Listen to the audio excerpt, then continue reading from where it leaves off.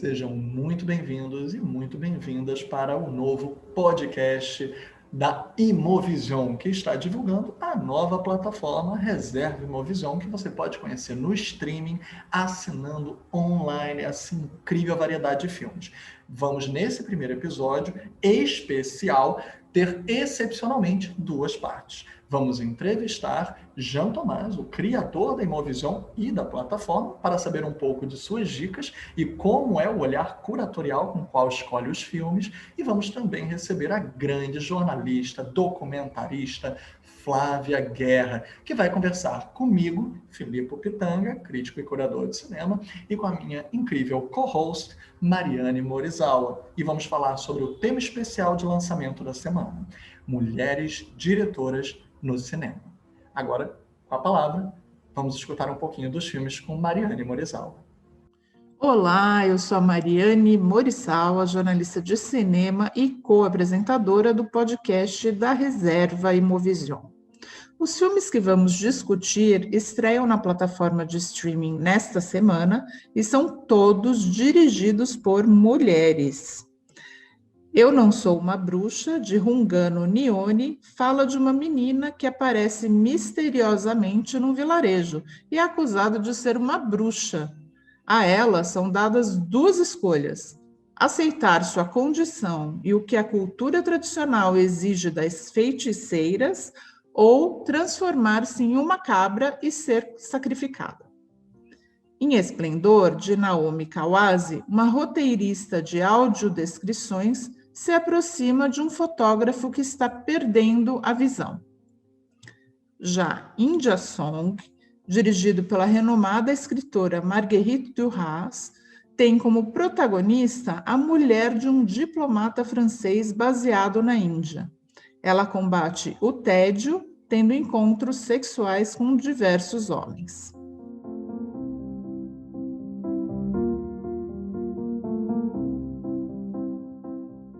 A Reserva Imovision chegou no streaming e agora, totalmente online, traz essa curadoria maravilhosa que já ocupava as grandes telas, agora na sua tela de casa. E você vai poder compartilhar com a família, com os amigos, os filmes que são aquilo que aproximam as pessoas e que fazem com que a gente tenha um coração aquecido, não importa como tenha sido o nosso dia. Então a gente vai falar um pouquinho sobre essa estreia da plataforma da Imovision com o seu próprio criador, nosso querido Jean Tomás, que está presente para poder falar um pouquinho sobre isso, e também a minha co-host, a querida Mariane Morizawa. Bom dia a todos, obrigado pela participação desses dois grandes nomes das apresentadores e jornalistas do Brasil. É um prazer. E comigo, Mariane Morizawa, por gentileza, a palavra está contigo. Eu ia só começar, Filipe, se você me permitir, um pouco de... A pergunta básica é: quando você teve ideia de fazer essa plataforma e por que você acha importante ter uma plataforma, sendo que a Imovision já tem mais de 30 anos de história, né, como distribuidora? Bom, na realidade, a gente começou a pensar isso faz uns 5 anos, mais ou menos, né? Quando começou essa febre, não tinha no Brasil ainda a plataforma. Eu sei que estava começando a fazer, tinha uma firma de TV, a Telecine, que começava junto, a gente estava até trocando de ideias. A gente começou com uma plataforma americana, que aqui não tinha tecnologia, né? E a gente avançou bastante com isso, né? Com eu diria, a montagem, o começo da técnica da plataforma. E para mim, principalmente, mais pensou, qual é a vantagem para nós, Imovision, de ter uma plataforma? Na verdade, a maior dela é que, infelizmente, no Brasil, a sala de exibição não dão a prioridade dos filmes independentes, eu diria, não ouço dizer de qualidade, mas é verdade, de qualidade. Né? Então, qual é a obrigação? É que, realmente, como não tem a maioria das salas no qual a Imovision conseguia e continua igual a colocar os filmes nos exibidores, em grandes capitais. infelizmente, que o cinema de cidades menores e várias também cinema de capitais, a maioria, não se interessa, simplesmente, não se interessa em filme independente. Então, essa aqui vai permitir de pelo menos filme nosso e aqueles também concorrentes, okay, poder colocar os filmes na porta, como fala o filme no cinema perto de você, vai ser muito perto, que vai ser na sala deles. Né? Então, a gente acredita que vai ser uma satisfação. E para nós, claro, qual é o trabalho de um distribuidor de filmes de arte? Com certeza não é ficar rico, porque está complicado, no mundo inteiro. E de esse prazer de poder dividir os filmes com as pessoas. A gente não tem coisa mais feliz quando a gente recebe e fala, pô, vocês trouxeram esse filme para o Brasil, a gente adorou, muito obrigado. Não é para o agradecimento, é para que a gente perceba que nosso trabalho foi útil. Então, é uma satisfação muito grande, estou muito excitado com isso, e a gente espera agora que o público vai gostar das nossas escolhas de filme. Aproveitando sobre isso, até para que a gente possa já, entre aspas, dar uma dica desse ânimos da plataforma, uma coisa que muita gente se depara na era das plataformas online é o que ver, como decidir um filme. E a Imovision, ela tem um diferencial de plano. Ela ajudou a constituir muito da cinefilia que nós temos hoje. Então, o próprio cinéfilo, ele aprendeu nos festivais, ele aprendeu nos cinemas, a procurar por uma filmografia mais ampla de outros países, de outros continentes, com a Imovision, que eu e Mari estávamos até conversando sobre o quanto a Imovision é diversa em relação a todos os continentes do globo, né? Nós temos uma distribuidora com o maior número de diferencial em territórios e cineastas, tanto premiados quanto descobertas. Como a gente hoje em dia estudar cinema, mais do que nunca, é procurado, é uma forma de resistência, e a Imovision ajudou nessa constituição da cinefilia. Acho que responder uma pergunta tem uma dupla função. Jean Thomas, com toda a sua experiência, o que te atrai num filme? O que atrai a Imovision a procurar aquela joia rara, seja num filme, como você colocou, seja num filme independente, seja numa grande obra? Como você procura um cardápio de filmes? O que te atrai? Que tanto é bom para o cinéfilo que vai procurar na plataforma os filmes, quanto é bom até para que hoje em dia quem estuda cinema, estuda curadoria, tenha aí a lição dessa grande voz que tem um olhar extremamente maturado. O que você procura num filme quando você adquire? Ora, perfeito. A pergunta é perfeita. Eu agradeço também, porque eu gosto, né, de dizer isso, mas é a emoção. É a emoção. E por emoção. Eu trabalho em duas formas desde o início. É que primeiro vejo um filme como o espectador normal. Eu sento, não começo a ver a tecnologia, se a imagem é isso, não vê. É a impressão depois que fica no final, para mim, que é importante. Fui emocionado, é um filme que eu tenho vontade de comentar, de falar, de perder, ou não perder nessa casa, ou uma hora, duas ou três conversando sobre esse filme. É essa. Estou mais entusiasta ainda, estou excitado, eu quero mostrar já. É um filme que eu quero. Então, eu sei que muitos filmes que a gente gosta têm defeitos, mesmo porque ele vem de cinematografia no qual não tem efeitos especiais, não tem, a maioria não tem dinheiro para fazer o filme, então ele é muito sustento. Então, eles são obrigados a ter uma história bonita, eles são obrigados a ter uma história que se exporta, que você tem vontade de colocar, porque não tem todos os artifícios que tem justamente o filme blockbuster. É interessante. Nenhum filme nosso é para todo mundo. Nenhum filme nosso. Tem gente que vão gostar, tem gente que vão gostar mais, menos, tem gente que não vão gostar, é ótimo. Mas, pelo menos, são filmes que faz falar. Tem coisa interessante dentro do filme. Não é porque o cara ganhou de meu adversário no fim com um tiro só, tem uma faca e matou todo mundo, ou então animação. Não é por isso, não. Eu sei que é uma satisfação. A superação, alguém sozinho contra todos. É legal. Mas não é nossa filosofia de trabalho. A filosofia de trabalho é essa. Então, para responder melhor a Filipe, é isso aí. Depois, segunda etapa, quando a aquisição tem que ser feita, que é um problema de custo também, para que o filme tem briga. A gente olha agora os defeitos, revê o filme e aí vê os defeitos, eventualmente, que pode certificar de um lado para a empresa, que a empresa também é importante para nosso tipo de filme, é muito importante, e para o público, coisa que pode não agredir, que pode não sei o quê, para poder ter, pelo menos, uma apresentação correta, e quando esses dois juntos, tá? Eu vou na briga para compra. Aí, de vez em quando eu perco, a maioria das vezes, graças a Deus, eu levo. E aí a experiência conta, porque é uma baita experiência que vocês com certeza vão demonstrar aqui na plataforma. Se eu puder até dar um exemplo, acho até que a Mari vai concordar comigo, eu costumo falar muito isso para os meus alunos. Quando eles me perguntam sobre dar nota, eu não gosto de dar nota. Como crítico, eu não gosto de dar nota. E eu dou um exemplo. Eu dou um exemplo com alguém que você distribui, que é um dos meus cineastas favoritos de vida, que é o Jia Zhangke, cineasta chinês, precursor do cinema digital. E existem 2 filmes dele que são meus favoritos. Um eu dou a nota máxima, o outro não. E se me perguntarem qual dos 2 é meu favorito, eu te digo que é aquele que eu não daria a nota máxima. Por quê? Eu choro feito um bebê com ele, que é As Montanhas Se Separam. Vocês tiveram, para mim, um home run quando distribuíram esse filme. Porque esse filme eu choro feito um bebê. Eu me curvo assim em posição fetal e começo a dizer mamãe, mamãe. Porque é um filme que te emociona. E se eu tivesse que dar nota, eu diria a maquiagem dele tem alguma falha. Eu acho a maquiagem extremamente precária naquele filme. Acho que o terceiro arco dele tem uma questão. Se eu comparo com o meu outro favorito dele, que é o Em Busca da Vida, o Still Life, né? Ele é um filme tecnicamente perfeito. Ele não tem defeitos para mim. Como crítico, eu dou uma nota 10 milhões para ele. Mas se me perguntarem qual você está numa ilha deserta, só pode ficar com um deles, eu vou dizer As Montanhas Se Separam. Eu quero chorar feito bebê e gritar mamãe, mamãe.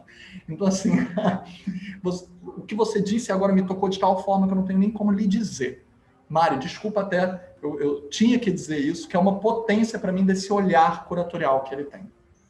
É isso aí que você falou, né? É perfeito, é perfeito. Ele também. Tem filme que eu adquira, que eu gosto menos do que aquele que eu recusei. Porque acontece muito isso aqui. Não é que eu compro qualquer filme que eu gosto. Não. Porque não sou eu o dono do universo. Eu tenho que passar e ter argumentos de passar. Porque um filme também, ele se vende com a imagem que você dá dele. Porque o sinopse que você interpreta, a forma de poder vender ele, tem que ter aquela coisa que fala aqui, que é o gancho. Era gancho para vender o filme. Quando eu compro, também tem isso, dependendo do valor do filme, porque tem muitos filmes lindos que passam em branco, muitos filmes lindos que passam em branco. E por quê? Porque justamente não teve gancho, ou então ele caiu mal, ele caiu só com 2 críticos que detestaram, que tem direito, e aí o filme morreu. E na plataforma, a gente tem essa chance de recuperar o filme. Porque o que você falou, por exemplo, esse filme de Jean Janquet, eu também adoro, claro, mas não foi uma bilheteria espetacular. Deveria ser melhor, como acontece com muitos filmes assim. Poderia ser melhor. Acredito piamente que por isso que a gente fala com o pessoal que vai alugar a plataforma, vê os filmes, vê 10, 15 minutos pelo menos, para poder ver, porque não escuta alguém que viu o filme, porque no nosso tipo de negócio, que nem jogo de futebol, está todo mundo treinador, está todo mundo cinefilo, todo mundo crítico. Né? Então, fala, esse filme é bom, pá, esse filme não é bom, pá, acabou, cada um reage. Não é assim. Então, o trabalho de distribuidor, aproveito para fazer um pouco de elogio, mas tem muita gente que nem sabe que é o trabalho de distribuidor. O trabalho de distribuidor é ser o mais correto possível com o público que ele quer dialogar. É isso, não é? Porque quando começa... Então, eu era. Claro, tem muito filme desse que a Mariana não vai gostar, que o Filipe não vai gostar, e que eu não vou gostar. Claro. Mas eles são defensáveis, eu vou defender. Porque isso aqui, muita gente fala, olha, esse filme é muito ruim, só que ele ganhou o Festival de Cannes. E tem gente lá que elogiou, esse crítico do mundo, um dos maiores críticos, elogiou. Não quer dizer que você está errada, só que, peraí. Tem uma coisa que eu... conversada. Desculpa, tem uma coisa que eu sempre, que a gente sempre conversa, né? Que eu acho assim, você pode amar e pode odiar, e assim, e aí tem a questão do gosto pessoal, porque o crítico também não é O crítico é uma pessoa, né? Senão a gente programaria um robô para fazer a crítica. Mas também tem, claro, como o Felipe estava falando, o filme que você reconhece, que tem qualidades, né, maiores até, mas que talvez não te arrebate tanto. Mas a pior coisa é o filme que te deixa indiferente, que tanto faz. Que é o filme que, assim, tanto faz, né, se esse filme existe ou não. Coitado do diretor. Mas é verdade, tem muito filme que é irrelevante, eu falo. E aí, assim, a diferença, eu acho, que tem, né, que você vê no trabalho é que, assim, você olha e não tem filme. Você pode não gostar de vários, mas filme irrelevante vai ser difícil de achar, né, Jean? Na plataforma. Com certeza, não tem. Isso aqui não tem. Qualquer coisa eu me coloco à disposição para poder defender. Agora, eu fiquei com uma curiosidade, desculpa, Felipe, eu sei que daqui a pouco a gente tem que terminar, mas eu fiquei com uma curiosidade, porque o Felipe falou de filme que deixou, né, as Montanhas Se Separam, que deixou ele assim, com vontade de chorar, de chamar a mamãe. Eu fiquei curiosa, qual filme, de repente, da plataforma que te dá o mesmo tipo de sentimento, já? Interessante. É do meu? Da sua, seu, Cara, a maioria dos filmes, sabe qual é o problema? Normalmente, tanto do crítico como do cinéfilo.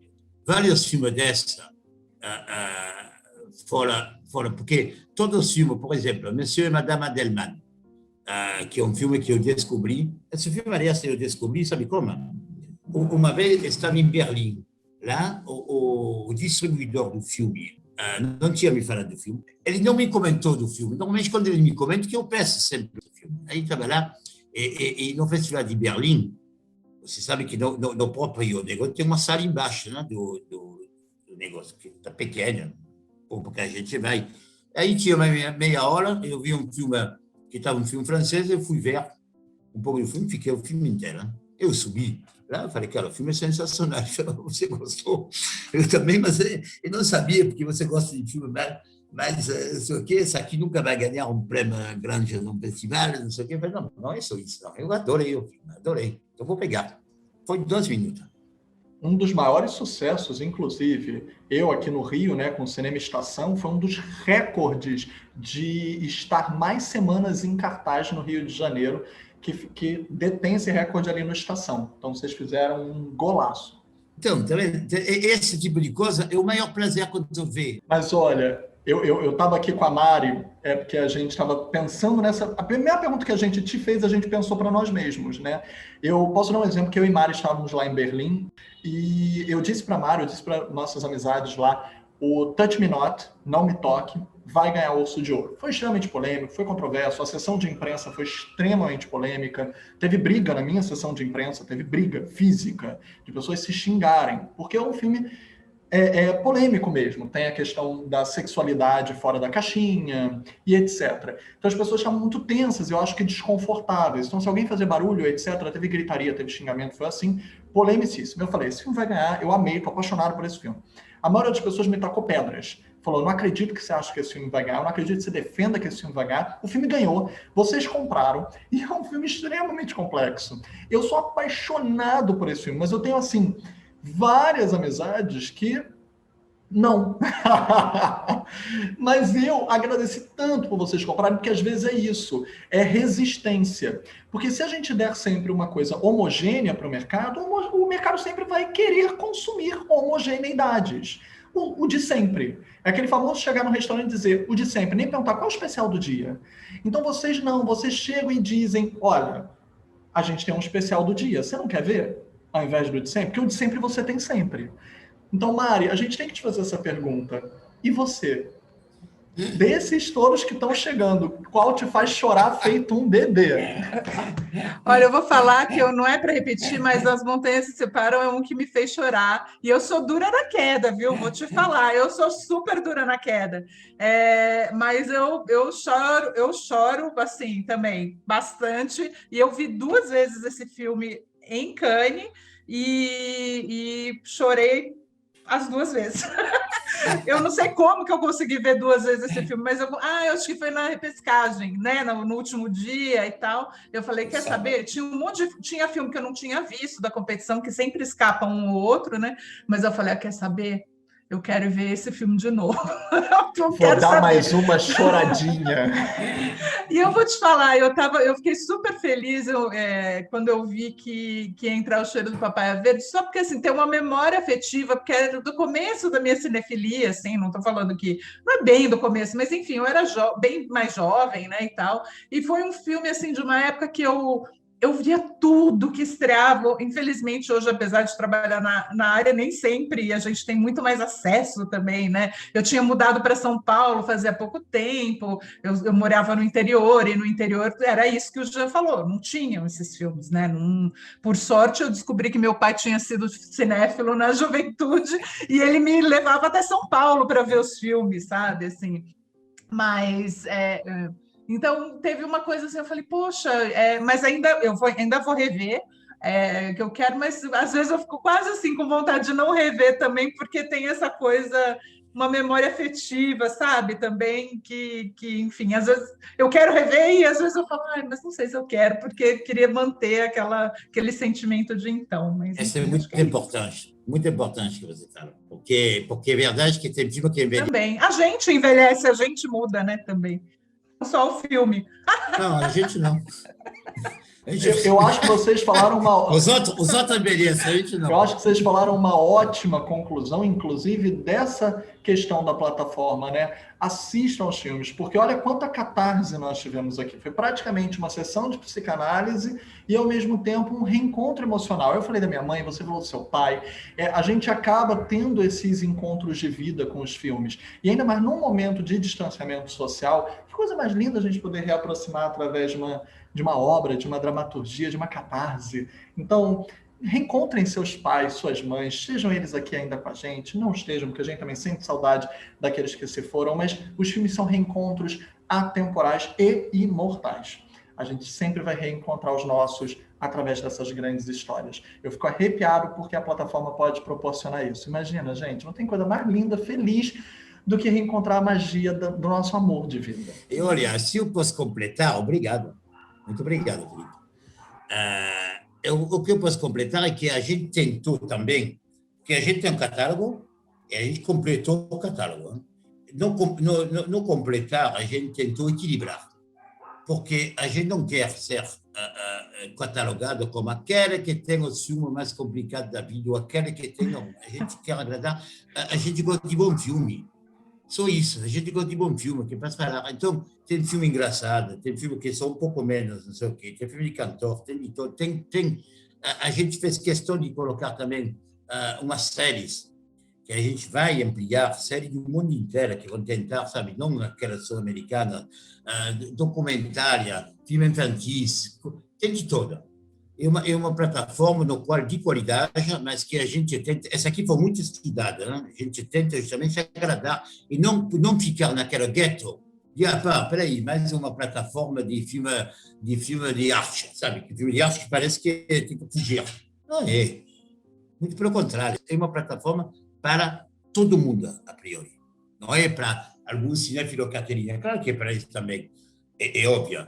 Mas é extente, vão achar que ninguém vai conseguir ver meu filme, não há, né? Então, de qualquer forma, tem que escolher. Então, tem gosto para todo mundo. Eu faço questão, é claro que a gente vai ficar muito atenta aos conselhos, às críticas, eventualmente, de todo mundo, para poder ser a plataforma de filme de qualidade acessível para todos. Perfeito, Jean. Acho que é... Obrigada de novo por conversar aqui, por bater um papinho com a gente, contar um pouco das histórias, que são muitas, acho que a gente tem que fazer outros, com outras histórias. Obrigado. É um prazer. Pô, claro, não dá. Se começa, depois não para mais. Por isso que muitas vezes não posso dar uma entrevista para todo mundo, porque eu me empolgo. Obrigado, tchau.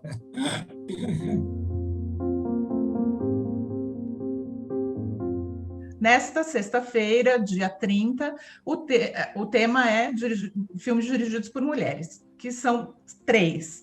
Eu Não Sou Uma Bruxa, da Rungano Nione, Esplendor, da Naomi Kawase e India Song, da Marguerite Duras. Além desses 3 filmes, só queria falar que há vários outros filmes na plataforma, são cerca de 50 obras dirigidas por pelo menos uma mulher, às vezes por 2 mulheres, mas, enfim, tem bastante material lá para conhecer obras de diretoras que talvez vocês não conheçam. E hoje temos aqui uma outra jornalista amiga de cinema experiente, que é a Flávia Guerra. Oi, Flávia. Oi, gente, que bom estar aqui com vocês. Adorei essa coisa de ter mulher logo no começo, né? Isso aí. A gente queria fazer uma pequena introdução, lembrando, né, que esta semana estamos ainda à luz fresquinha de um novo paradigma que demorou muito para chegar, que é o Oscar tentar ser um pouco mais amplo na recepção da diversidade das obras. Elas sempre existiram, mas o reconhecimento não caminhou de mãos dadas.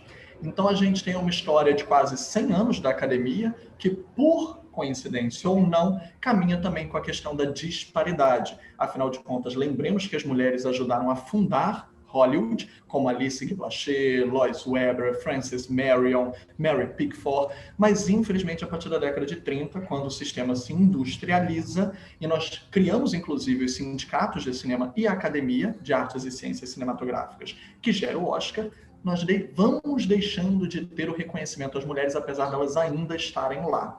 Agora, quase 100 anos depois, esse cinema, que sempre foi um cinema de resistência, de reexistência e identidade, porque é dizer, existe sim, e está aqui, e é forte, finalmente é premiado com inúmeros prêmios nas categorias principais, como roteiro original, que foi para Emerald Fennell, por Promising Young Woman, ou aqui no Brasil, Bela Vingança, e direção e melhor filme para Chloe Zhao, por Nomadland, que muitos estão atentando a ser um pouco de um documentário, um pouco de ficção, tem uma docuficção ali, ficcionalização da realidade, que vem muito a calhar com a nossa convidada de hoje, que Flávia também é documentarista e professora, inclusive, também de documentário.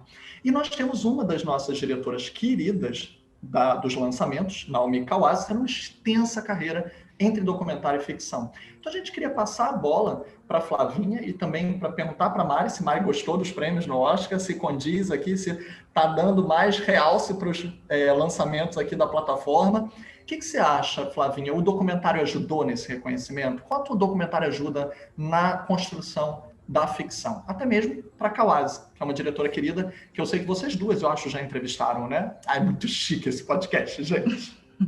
A gente curte, né, a Kawase. Acho que ela tem muita gente que reclama, né, que acha que o cinema da Kawase é um cinema muito diluído, né, de dramas muito pequenos ali. Eu gosto justamente disso, né, porque não precisa criar coisas tarantinescas para que o drama esteja ali. Então, eu gosto muito do cinema dela. A gente já viu a Kawase, né, com vários filmes aí em Cannes, estreando também em circuito, enfim.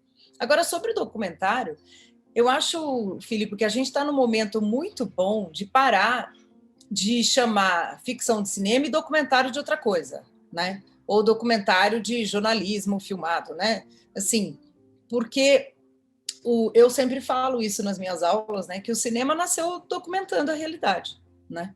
Assim, nasceu nessa nossa curiosidade de registrar o real, né? E aí eu sempre uso também aquela frase, grosso modo aqui, né, gente, que o Godard falava, né? Fala, né? Que acho que ele ainda fala, e não sei se ele fala mais isso, porque o Godard, não sei se ele fala ainda com alguém, né? Que está lá recluso na casa dele, mas com ninguém. Olha, ele fez aquela live bombástica, né? Uma live. Foi figuraça, né? E que ele diz, né, que a melhor ficção ela deve parecer com um documentário e o melhor documentário deve parecer uma ficção. Que é maravilhoso, que no meio disso tem a arte de contar histórias, né? E que sempre é um documentário, alguma coisa do que está acontecendo no set a gente está documentando, pelo menos na frente da câmera, né? Que é aquele momento único que acontece ali. Então, eu acho que isso é muito bacana. O que eu vejo, assim, aí falando mesmo de movimento e tal, não sei o quê, é que a ficção ela está despojando, né, gente, de muitos artifícios em muitas produções. Não que não tenha, né, que a gente não queira ver um filmão com uma cara de Hollywood, que é o Set de Chicago, né? Porque eu acho que aquilo tem uma cara de Hollywood, dá para fazer aquele filme com cara de filme do Ken Loach, entendeu? Dava, né? Mas, ao mesmo tempo, a gente tem lá o Nomadland, que também dava para fazer com uma cara assim, né, de cinemão, né, com uma fotografia de Lawrence da Arábia, né? Dá para caprichar em outros pontos. Mas esse despojamento, eu acho que traz muita verdade, que eu acho que a gente está gostando disso, né? Não sei se precisando, mas está gostando também, apesar de serem filmes verdades que eu uso essa expressão, né, que aquecem o coração. O Nomadland não é um filme aqui para usar de novo. Eu ouvi a live do Salem com a Mário, que eu amei, que era sobre o quanto ele gosta de Nomadland, né? Amei isso que ele falou, mas a gente está acostumado a ver o filme do Ken Loach e a gente já viu a realidade retratada ali com essa cara documental. Mas eu entendo a opção da Chloe, porque ela quis trazer o lado mais, talvez, existencialista, né, dessa história, né, e não tanto duro ali no sentido, né, de porque ela está ali, mas como ela está ali, né, que eu gosto muito. Então, eu acho que é um pouco de tudo isso, Felipe. Não respondi, mas acho que respondi. Respondeu e muito, eu concordo. Tem um lirismo muito grande, que o luto dela não é só do marido, é da cidade fantasma, né? Das casas hipotecadas, de como se perdeu um modo de vida. E aí, ser um motorhome, literalmente, é uma resistência e um não conformidade, um não comodismo a um sistema opressor, mesmo que ainda oprima, né? Os empregos sazonais, etc. Mas eu acho que ela trabalha muito na chave do lirismo e concordo com você. Mari, o que você acha? Você acha que o documentário, essa aproximação vertiginosa da realidade, ajudou nesse reconhecimento dessa resistência do cinema das mulheres? Eu acho que sim. Voltando só rapidinho ao Nomadland, acho que tem uma questão do momento, né? Que de olhar para essas pessoas num país que está tão dividido, de olhar para elas como seres humanos, né? E são pessoas que não são atores, né? A história é baseada na história delas, mas elas estão interpretando também, né? Não é um documentário sobre a vida dessas pessoas, né? Mas tem elementos das vidas delas que são incorporados ao filme. Tem vários diretores que já fizeram isso, né? Mas eu acho que, e no caso da Chloe Zhao é interessante, né? Uma diretora que é chinesa, que também passou por muitos deslocamentos, que ela fez colégio na Inglaterra, depois foi fazer faculdade nos Estados Unidos, mas ela tem um olhar para a paisagem americana, que é do western, né? Que é muito formada no imaginário pelo western. Então ela faz western. Todos os filmes dela são, de uma certa maneira, westerns, né? Esse é um western meio ao contrário, porque eles vão em busca, não é do sonho, porque o sonho não existe mais, se é que existiu, né? Então, você estava falando do luto, é um luto pelo país, né? Também, assim, eu acho muito um luto pelo país, né? Então, parece um elogio fúnebre quase, assim, né? Do país e daquele país que foi eternizado no cinema, né? Então, eu acho interessante, mas, enfim, também não sei se eu respondi a sua pergunta. A gente tem duas poetas aqui, gente, é sério, o elogio fúnebre daquele país retratado pelo cinema. Gente, coisa mais linda, dá vontade de estampar. Mas é isso, né, Filipe? Não, eu gosto muito disso do que a Mari fala, porque, assim, a gente aqui no Brasil também está num luto aqui pelo país. A gente está num luto pelo que a gente achou que tinha sido construído, ou porque disseram para a gente que era um país... Né? Disseram, quero dizer, sei lá, a ditadura militar disse, a gente estava reconstruindo isso, e agora, sei lá, né, a gente não sabe que país que somos. Os americanos, eles construíram esse mito, gostei muito que a Mário trouxe isso, com muito mais força. Né? Isso estava meio escrito na pedra ali, né? E aí, quando isso rui, eu gosto muito dessa metáfora da casa, né? A casa vazia, aquela casa que caiu, né? Literalmente, a casa caiu. Essa coisa do documental mostra para a gente essa América real, né? E não a do western, né? Que essas paisagens estão sendo ocupadas por essas pessoas. Eu acho que esse olhar documental, né? E também estrangeiro da Chloe é uma camada muito maravilhosa. Eu acho que a grande vitória, além da Chloe ser uma mulher e asiática, claro, mas assim o melhor filme, entre aspas, né, que isso é tão relativo, mas ter esse olhar, a América se olhando pelo olhar do outro, né, e eles tiveram que encarar isso aí, entendeu? Então, isso é muito simbólico, assim. Eu acho que desde o Parasita até hoje tem um simbolismo muito interessante dessas mudanças, né? Se eu puder trazer algo que é o próximo tema, que a Flavinha acabou de levantar a bola para a gente cortar, é justamente a palavrinha mágica que a Mari falou, deslocamento.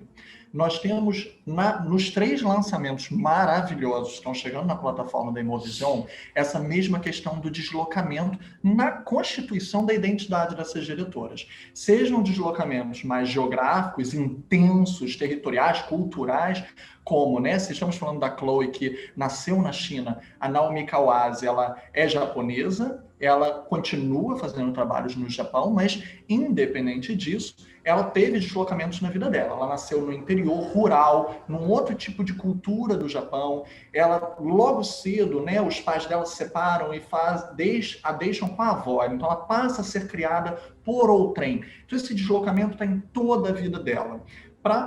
Além disso, nós temos as outras 2 diretoras que tiveram drásticos deslocamentos. A Marguerite Duras, que muitos dos nossos ouvintes sabem que é uma brilhante escritora, é inclusive roteirista, pedra fundamental da novela vague, que Hiroshima, Meu Amor, dirigido pelo Alain Resnais, é um roteiro, né? É um texto da Marguerite Duras, mas ela também é diretora. Para os nossos ouvintes que não sabiam e para os que sabem, acompanhem que vão ter filmes da Marguerite na plataforma. E hoje vamos falar melhor sobre um deles. Ela nasce no Vietnã, passa pelo Camboja, Indochina, até chegar na França. E, finalmente, a Rungano, querida Rungano Nione, essa revelação que já tinha curtas muito premiados. Eu vi o The List, que é o curta premiado do BAFTA, que é incrível, mas ela é revelada para o mundo com longa-metragem Eu Não Sou Uma Bruxa, que está estreando na plataforma. Ela nasceu na Zâmbia e passa a viver na Inglaterra, com estudo internacional. Então, esses deslocamentos na própria constituição da identidade, eu acho que também é outra palavra que a Flavinha falou, possibilitando encontros culturais, encontros de visão, que eu também acho que é muito próprio do documentário, né? Ficção também, mas o documentário ama encontros. Então, como é que vocês veem para poder entender melhor essas diretoras, esses filmes, e o quanto contribui para a construção narrativa? Eu acho que o encontro é fundamental, né? Fundamental, mesmo na ficção. Acho que sem isso não tem filme, né? E eu acho que é o clichê dos clichês, que o cinema é uma coisa coletiva, né? Uma arte coletiva, um produto coletivo. No documentário, se você não é aberto para o encontro com o outro ali, você não tem filme, né? Porque se você sai pronto com a sua pauta, as suas perguntas, né, muito fechadas, eu acho isso admirável na direção, né, dessas mulheres, porque mesmo quando você está filmando uma ficção, sei lá, a Duras filmando outras coisas, você tem o fator humano ali, tem as pessoas, tem figurantes, tem um país, uma cidade, né? Você não filma um filme em Hiroshima e só tem francês ali, ou você ali, entendeu? Você tem os encontros, e os encontros eu acho até extra campo, né? Atrás da câmera são às vezes mais importantes do que o que está na frente, né? Então, assim, acho crucial. Acho que no documentário, engraçado, né, que no meu curso essa semana a gente convidou o Khalil, e a gente tinha convidado faz tempo antes dos Arrependidos, porque a gente convida as pessoas no começo do ano, né? E agora foi a aula que ele ia estar. E aí ele comentou isso, né? Do quanto no documentário dele e tal, tem essa questão do outro ali, né, e dos encontros que ele teve, os Arrependidos, que acabou de ganhar o É Tudo Verdade. Então, é muito interessante como os diretores de documentário estão sempre prestando muita atenção nisso, né, os filmes de conversa, né, e não necessariamente a ficção vai trazer isso, porque acho que a ficção, ela pede muito mais ação, dependendo, mesmo que seja um filme de conversas, sei lá, Meu Pai é um filme de muitas conversas, mas a ação tá ali, né, não é uma conversa DR, vamos dizer assim. Mari, até pela questão cultural, né, esses deslocamentos também territoriais, como é que você vê esses encontros? Eu acho curioso, por exemplo, Eu Não Sou Uma Bruxa, né, que já começa assim, tem esse deslocamento da diretora, né, como você estava falando, a produção, inclusive, foi indicada pelo Reino Unido, né, para concorrer ao Oscar de filme internacional. Na época, acho que ainda, não, acho que já era filme internacional na época, mas enfim, Não, foi só ano passado que Desculpa, é virou verdade. internacional. Mudou recentemente, mudou só ano passado, então antes era filme em língua estrangeira, né? Tem um deslocamento dentro do filme, né? Porque aquela criança, a bruxa, ela chega de que lugar, né? Ela não é dali. Ninguém sabe de onde ela veio. Acho que nem ela talvez saiba direito de onde ela veio, né? De onde veio aquela criança? E ela reproduz, eu fiquei pensando muito nisso, revendo o filme, como ela reproduz um pouco, mesmo sendo dentro, porque também ela pode, se bem que ela fala a língua, né? Mas ela pode ter vindo de outra região, não sei, enfim, eu não sou especialista em África, no continente africano de maneira nenhuma, muito menos na região específica. Mas essa coisa de ela chega, mas ela reproduz um pouco, porque ela chega, ela é hostilizada, né? Ela sofre uma hostilização, que é a hostilização do outro, do imigrante, e aqui o componente adicional é que ela é uma bruxa, né?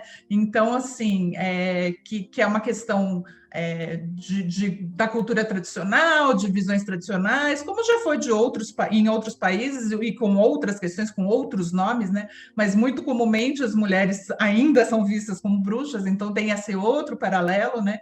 Mas tem o paralelo também um pouco do imigrante, né? Do que chega de fora, do outro, né? Que eu imagino que é uma coisa que a própria diretora pode ter passado em suas andanças, só que ela reproduz ali na cultura, numa cultura tradicional, numa cultura, né? E tem outros elementos, claro, que a gente vai discutir depois, mas eu acho que tem esse deslocamento dentro do filme que eu acho bastante interessante, assim. No caso do India Song também, né? Claro, porque é uma francesa, né? São franceses, na verdade, brancos, né? Não inseridos, né? Porque eles não querem se inserir também. Aí é o outro lado, é o lado do colonizador, né? Que não que a França tenha colonizado a Índia, mas enfim, o olhar é do colonizador, né?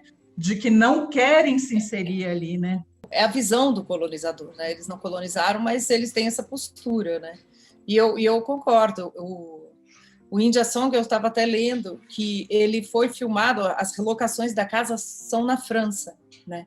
Mas ali dentro. Mas eu acho que ela conseguiu maravilhosamente trazer esse estranhamento, né, do outro, desse encontro, porque eles não estão abertos ao encontro, né? Eles encontram porque eles são obrigados, né? Porque por eles ficavam lá na bolha deles. Mas ela conseguiu trazer isso para as relações também, né, dentro da casa, apesar de filmar na França, né? Claro que teve filmagens na Índia também. E eu acho que isso é crucial. E para aquela mulher do filme, né, que está entediada, que é meio uma Madame Bovary, né, e os encontros que ela tem que vão enriquecer na vida dela, ainda que sejam encontros sexuais, né? Então eu acho que eu gosto dessa tensão, da construção que a Duras traz ao filme, que o encontro que ela tem também é um encontro com essa energia sexual, né? Que é o que devolve a vida para ela, eu diria assim. Não sei se é isso, mas eu sinto um pouco isso em relação ao filme. E mesmo que ela se doe dessa forma para ocupar esses espaços, lembremos que tem o vice-cônsul, que ela não aceita. Então, é um pouco Nunca aos Domingos, né, da Melina Mercury. De segunda a sábado, eu decido, é a minha vida. Mas domingo é o meu dia para mim mesma, né? Eu não darei o meu dia a ninguém. Ele é meu comigo mesmo. Então, ela também tem alguma coisa ali, pelo menos em termos de resistência daquilo. E a própria diretora coloca a questão do dispositivo, né?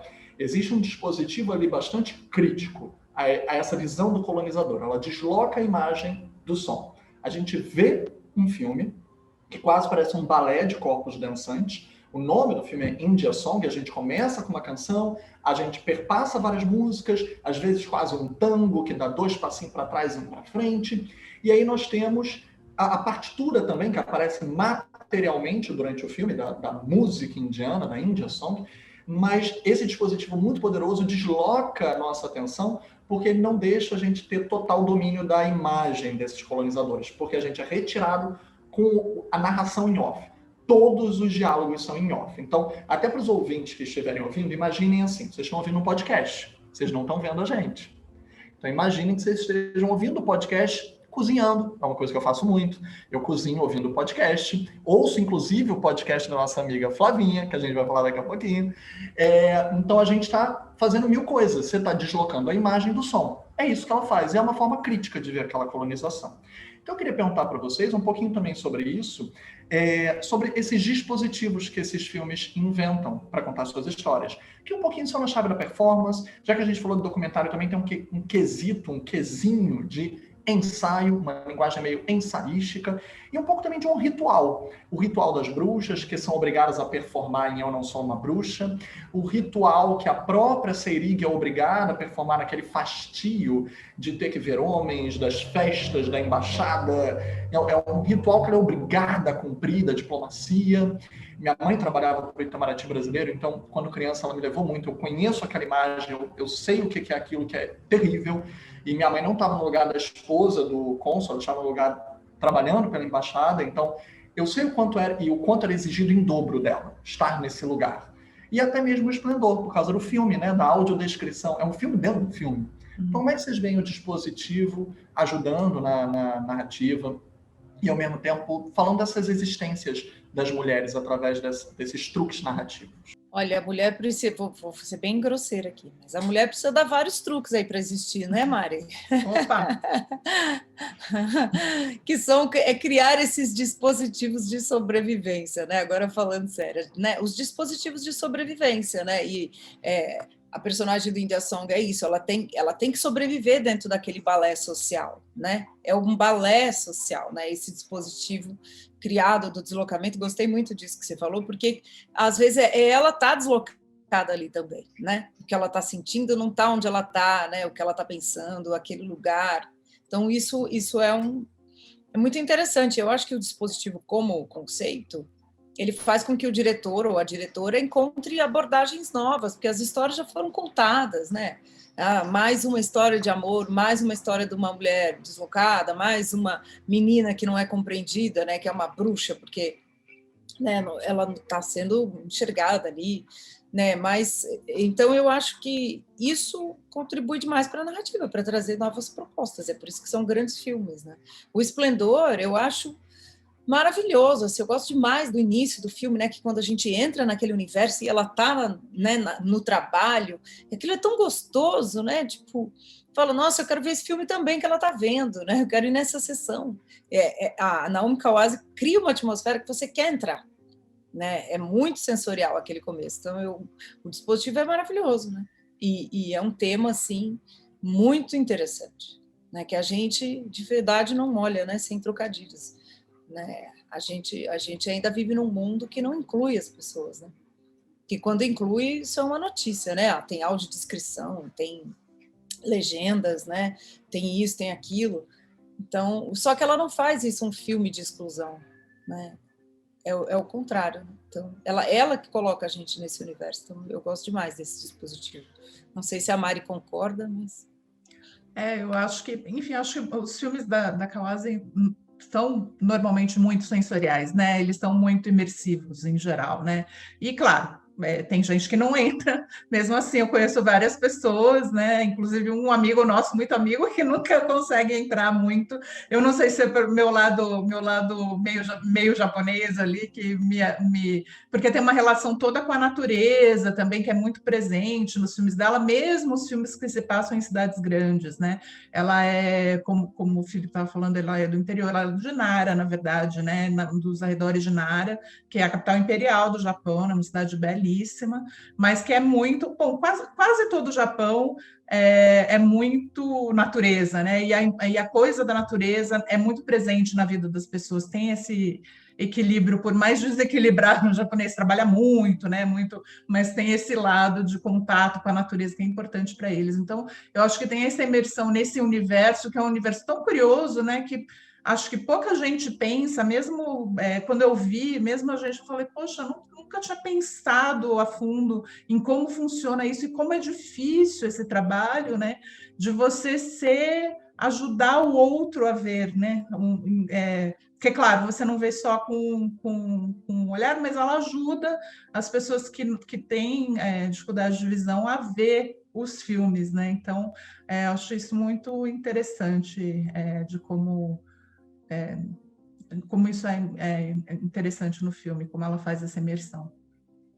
Hoje eu estava vendo uma notícia, não sei em que site que foi, logo cedo, engraçado, me veio, de um fotógrafo cego, que o sonho dele é fotografar as Olimpíadas.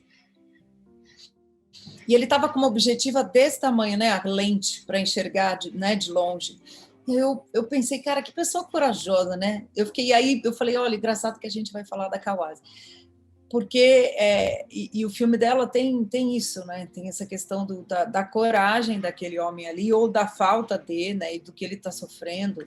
E eu acho que isso é muito interessante. Eu acho que a gente não enxerga, né? Essas histórias passam por nós, é isso. Eu vi uma notícia lá de um fotógrafo cego e nem vi.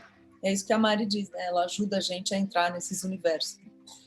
É interessante essa correlação que vocês próprias trouxeram agora com esse diálogo em relação ao Esplendor e ao India Song, né? Porque são dois filmes que nos desafiam ao que a gente não vê e como a gente ouve o que a gente não vê. Ambos falam sobre muito isso, que a narração do India Song aliena, desloca a imagem, né? Eles estão dentro de uma mansão a maior parte do filme, é uma mansão, como a Flavinha falou, filmada em Paris, na França, mas a narração inteira nos coloca numa cartografia na Índia. Fala do rio, fala de lugares adjacentes, fala do Mekong, fala do Laos. Então, é uma cartografia múltipla que não está ali na imagem. Então, ela nos força a tentar compreender aquilo que não é visto. Da mesma forma que o Esplendor, que tem essa questão da audiodescrição. Até uma curiosidade, o filme A Despedida, que era do Marcelo Galvão, com o Nelson Xavier, que era um ótimo filme, que o Nelson ele tinha questões de deficiência, né, auditiva, e o filme foi um dos primeiros aqui no Brasil a ter a audiodescrição nos cinemas, para que as pessoas pudessem ouvir se não pudessem ver, né? Ler tudo se não pudessem ouvir. Então, a legenda, até mesmo para aquelas pessoas que tenham deficiência auditiva, ela é diferente, porque ela não tem só o diálogo, ela também descreve a imagem, ela descreve a música, ela diz que está tocando uma música. Então, é muito interessante a gente enxergar o mundo de outras formas. Mesmo para quem não tem essa questão, ou não tem alguém na família que tem essa questão, se desafia a ver o filme com outro olhar, você vai ver outro filme. Você vai ouvir outro filme. Vai ser muito interessante. Procure esses filmes na plataforma. E eu queria aproveitar e trazer para a gente uma questão que eu acho que é muito próxima, de novo, a essa vitória no Oscar, que é a identidade das mulheres. Que, como a gente começou falando, dessa existência acaba sendo uma resistência, por causa de uma indústria que invisibilizou esse trabalho por muito tempo.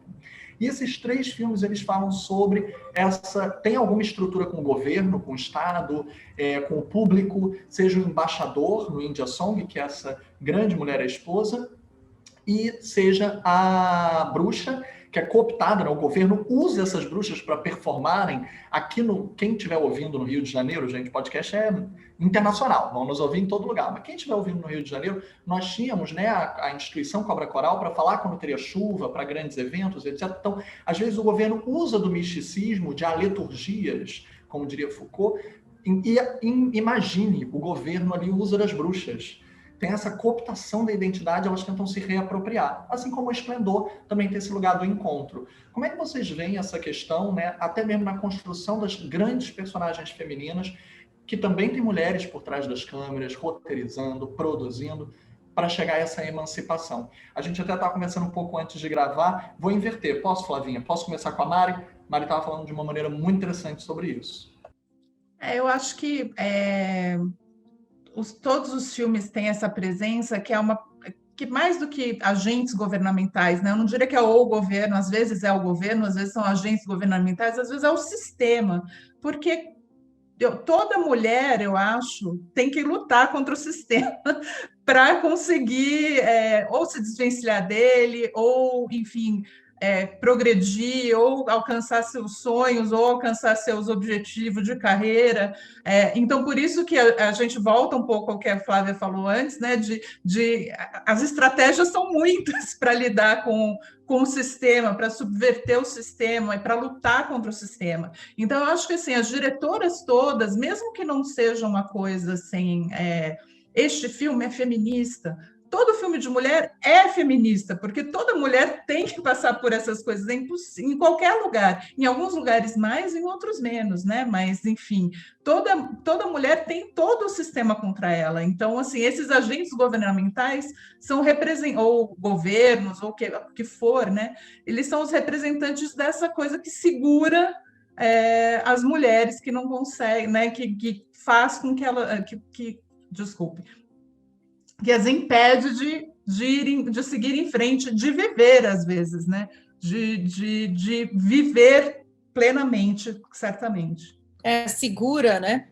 Eu brinco não, né? Que isso todo mundo sabe, que é a corrida com barreiras, né? Então, você tem esses subterfúgios lícitos, hein? São estratégias para você passar por essas barreiras, né? E sem perder seu curso. Então, eu acho que e personagens femininas se colocam aí nesses filmes não por acaso com essas barreiras, né?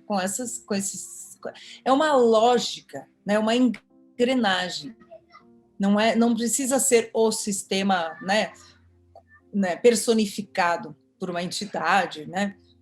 É isso que a Mari diz, é essa lógica. A lógica, uma menina assim vai ser deslocada para lá, vai ser lida desse jeito, uma mulher assim, dentro de uma estrutura cheia de formalidade diplomática e tal, ela vai, né, ir para aquele lugar. Então, eu acho que são essas estruturas muito... Estruturas não, são esses acordos tácitos que a gente não sabe quem fez esses acordos por nós, mas eles foram feitos. E aí você tem que ir desfazendo. A gente, infelizmente, está caminhando para o final. A gente tinha vários outros temas também para debater, o que é interessante para que o público veja e traz para a gente, gente. Entra em contato com a Imovision, nós temos várias páginas nas redes, no Facebook, no Instagram, a gente está em todo lugar e vocês vão poder comentar o podcast, comentar os filmes, traz para a gente fala na próxima edição e com certeza vamos abarcar as suas considerações. Então, dialoguem com os filmes, não deixem eles ficar no vazio, eles ficam muito melhores acompanhados. E meninas que querem fazer considerações finais, a gente também quer fazer o jabá da Flavinha, vocês podem acompanhar o trabalho dela, acompanha lá nas redes, vocês vão saber quando ela está dando os cursos, os lugares onde ela leciona, mas também acompanha o podcast dela, Plano Geral, que ela faz com o querido Thiago Stivaletti, está no Spotify e em todas as redes. Então, considerações finais, pode fazer o jabá, porque é um incrível podcast, um trabalho maravilhoso, inclusive que ela vai estar falando da Imovision daqui a pouco, dos lançamentos da gente aqui lá também, então é uma troca. A gente quer que a Flavinha volte sempre. É isso, né? O diálogo, a gente gosta de dialogar, né? A gente é de humanas, né, gente? A gente fala, a gente conversa. Mas eu acho que legal que nós nos colocamos, e acho que a Imovision faz isso também no seu trabalho, que assim, um filme, ele não precisa ser um filme só, né? E ele não precisa necessariamente ter um debate, ser discutido para ele ser um filme, mas ele cresce muito quando a gente conversa sobre ele, quando a gente troca, quando a gente tem um debate depois com o realizador, né? Um debate online. Eu acho que essa cultura fílmica, ela é muito necessária. Sempre quando alguém me perguntar qual a função do crítico hoje, qual a função do jornalista de cultura, hoje em dia todo mundo tem internet, mas a cultura que a gente cria, ela é muito legal. E criar com o outro, né? Por isso que eu faço um podcast, porque no fundo a gente gosta de conversar, chamamos amigos para conversar e troca essa cultura, né? E o podcast é um meio delicioso para isso. Então, é isso. Plano Geral está lá, várias outras coisas, e adorei estar aqui com vocês, adorei essa ideia. Não podia faltar a Flavinha na primeira edição, gente. Não pode faltar. A Flavinha é condição sine qua non de cinema. Exagerada. Mas eu amei, né? Dois queridos, eu com Mari e você, e a gente se acompanha tanto, né, na trajetória de trabalho e eu acho que isso é muito legal. Os encontros, né? Os tais dos encontros. Perfeito, não poderia falar melhor. E Mari, aproveitando que a gente quase esqueceu de falar, mas Mari também ia comentar um pouquinho, porque ela já entrevistou a Kawase. Se quiser trazer uma curiosidade aí da diretora para ficar na dica final, a gente vai amar. Ela é engraçado, né? Porque ela sempre dá entrevista com o intérprete, apesar de ela falar muito bem inglês, para falar a verdade, mas eu entendo, porque os pensamentos de um autor, né, são complexos e tal, mas eu sempre fico achando que fica faltando alguma coisa na tradução, eu sempre fico um pouco, sem menosprezar o trabalho dos intérpretes, que é dificílimo, por favor, não é isso. Mas eu falo assim, será? Mas ela, olha, ela não é a pessoa mais fácil, ela é muito... ela é dura às vezes, né, Flávia? Ela é circunspecta, sabe? Assim, é dura e suave. É japonesa, sabe, gente? Ela é circunspecta, exatamente. Ela é dura, mas é suave. É japonesa. Exato. Ela é muito delicada e tal, mas assim, é muito interessante a visão dela, que é isso, ela fala muito sempre das origens, né? Dessa coisa de ter crescido nessa região, em Nara. Em Nara, imagina, é uma cidade imperial, uma cidade grande, né? Todos os monumentos históricos estão lá, mas você sai por Nara, está cheio de servos, de veados, né? De animais que você está lá no meio, assim, tem milhares no meio das pessoas, eles são danadinhos, porque agora eles já sabem como conseguir comida, né? Com todos os turistas e tal, tem criança em excursão de escola e tarará, mas enfim, tem, ao mesmo tempo você sai dali, assim, tem caminhadas pelo meio trilhas, pelo meio das montanhas e tal, enfim, é uma cidade imersa na natureza, uma cidade grande imersa na natureza, então eu acho isso interessante, isso se reflete nos filmes dela. Belamente dito. Que privilégio, né? Desculpa, Felipe, que privilégio, a gente tem aqui a Mari falando de Nara, porque... né? Hashtag estive lá, conheço, maravilhosa. Eu quero comprar uma passagem para o Japão agora, assim que a gente puder ir para algum lugar além do Afeganistão, quero ir para o Japão. Nada contra, também quero ir, também por favor, mas... Depois controlada a pandemia... Também quero as paisagens maravilhosas. Depois controlada, a gente quer tudo. Não, o Afeganistão, né? O Afeganistão é um dos países mais lindos do mundo, né? A gente, aliás, o cinema me ajudou a conhecer muito mais além da obviedade. É que a gente está assim, o mundo está fechado para nós. Né? Não só pela alta do dólar. Melhores palavras não há para a gente encerrar, porque, como a Flavinha falou, enquanto o mundo possa estar fechado em termos alfandegários para nós, vocês podem viajar pelos filmes. E se tem uma distribuidora que tem uma maior variedade de territórios, regiões, continentes no cinema, é com certeza a Imovision. Viaja com a gente, procura o Reserva Imovision, a plataforma online que você vai se surpreender com a qualidade dos filmes multipremiados no mundo inteiro e com realizadores e realizadoras dos mais conceituados no mundo. Então, repete a dica, Mari. Quais são os 3 filmes que todo mundo tem agora para ver? Eu Não Sou Uma Bruxa, da Rungano Unione, Esplendor, da Naomi Kawase e India Song, da Marguerite Duras. Olha, eu vou só interromper aqui para dizer, o que o Felipe falou é completamente verdade. A Imovision sempre me trouxe um mundo, e isso é um privilégio, assim, e trouxe também os convidados do mundo, né? Eu que tenho o privilégio de estar em São Paulo, e isso é muito legal, esse universo, né, da curadoria, esse olhar, de verdade, eu falo isso porque eu sou fã mesmo e frequento, não é porque a gente está aqui conversando no podcast, todo mundo sabe que é notório, e eu acho que isso online só ampliou, né? Que bacana que gente no Brasil inteiro vai poder ver esse catálogo, né? Já podia antes, mas agora isso amplia ainda mais, isso é muito bacana. Melhores palavras impossíveis. Obrigado, gente, obrigado, Flavinha. Mari, adorei estar aqui com vocês, vamos estar muito mais. Venham sempre, gente, a porta está aberta.